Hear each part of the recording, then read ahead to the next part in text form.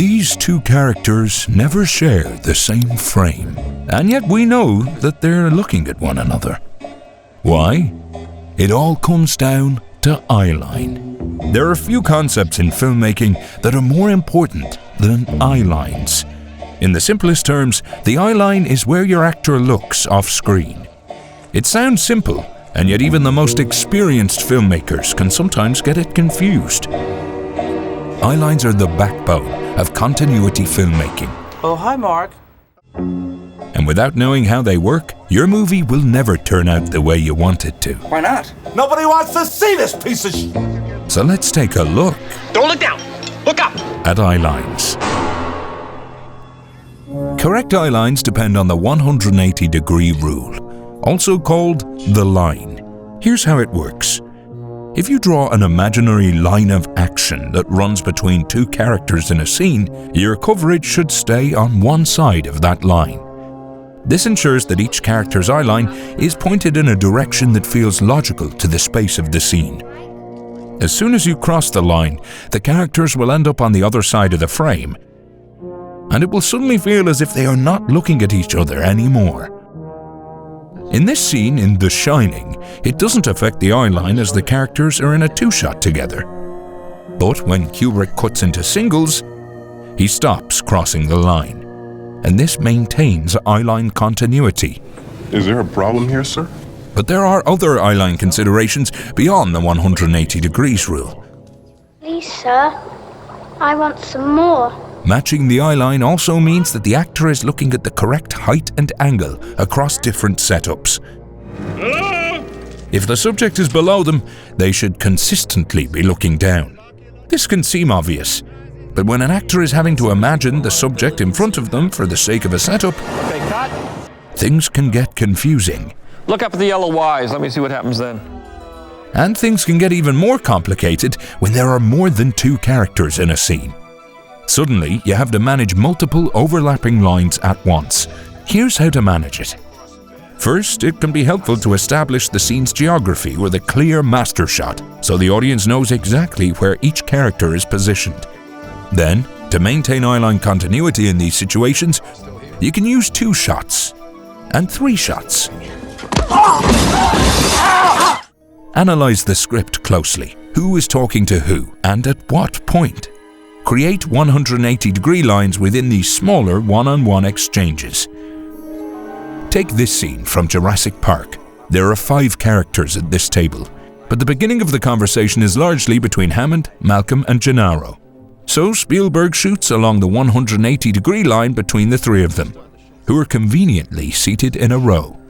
When Sattler jumps in, Spielberg shifts to a new line, this one between her, Hammond, and Grant, who are also seated in a row. As this scene makes clear, blocking is crucial. If these characters were sitting in a different arrangement, the coverage and the eyelines would have been much more complicated. Is everything all right? If you find you need to jump to the other side of the line, you can use a cutaway shot to act as a sort of spatial reset. Camera movement can help as well.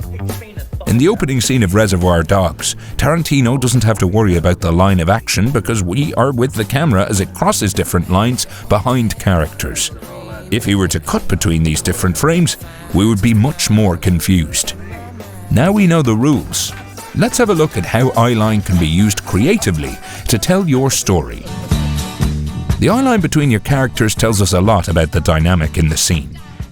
Having one character look down on another creates a feeling of authority.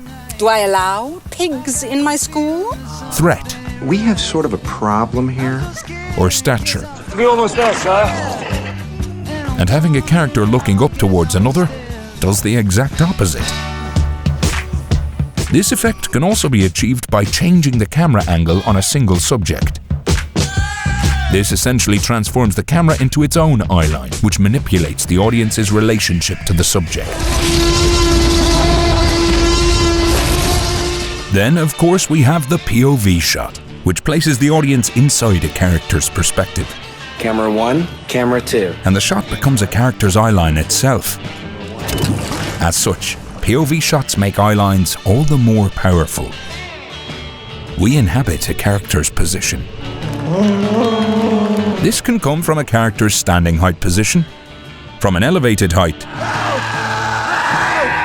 from the ground looking up, or at ground level. Of course, the camera can also be placed at eye level and not technically be a POV shot. Ben Leonberg used this technique in Good Boy. This is shot almost entirely at the dog's eye level, which helps us relate to the dog's experience. Of course, a creative use of eye lines can also mean breaking some rules. In Chapter 1, we learnt about the line, or the 180-degree rule. But how can we break that rule in our storytelling? Let's have a look at this famous sequence from Martin Scorsese's Raging Bull. As Jake LaMotta begins to lose his big fight, Scorsese constantly crosses the line. But crucially, he does this with intention, embracing what typically are seen as the negative aspects of crossing the line. It creates a sense of disorientation, which is heightened by the quick cuts.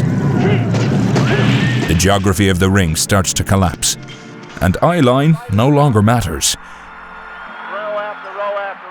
Another way to break the rules can be found in Yasujiro Ozu's work. Ozu has a unique approach to coverage, where he would avoid typical over-the-shoulder shots and instead shoot actors straight on. This could sometimes result in mismatching eye lines. Roger Ebert described Ozu's low regard for eyeline matches. Ozu once had a young assistant who suggested that perhaps he should shoot conversations so that it seemed to the audience that the characters were looking at one another. Ozu agreed to a test. They shot a scene both ways and compared them. "You see," Ozu said, "no difference." Ozu's approach to coverage, however, was deliberate enough that the spatial logic of his scenes is never confusing. Camera movement can also be used to cross over the line. Notice how the camera passes behind Edie, which establishes a new spatial logic. Now the characters are on opposite sides of the frame, but eyeline continuity is maintained as there is no actual cut before the line is crossed. So now you know the rules around eyeline, how eyeline can be applied creatively, and how its rules can be broken. But how do you put all this into practice? The answer is to start before you get on set. Read the script closely, noting what character dynamics are at play in each scene. That will inform where eyeline should be directed. Oh, where are you looking? It doesn't work if you're looking at the camera. What? Then, in your shot list, note the eyeline direction for every setup, especially in scenes with more than 2 characters. A storyboard can really help to visualize this. During filming, use marks to ensure actors look at the correct height and angle across different setups. And always confer with your script supervisor, whose job is to watch for continuity, including in eyeline. Right now, he should be looking Look over his right shoulder. Okay, all right, you pointed it out. In the end, you want to approach eyelines like any other rule in the arts. Learn it, know why it's there, and only then decide if and when you want to break it. Start planning your eyelines using StudioBinder's pre-production software, which includes scripts, storyboards, and shot lists. Until then, remember to use your eyes.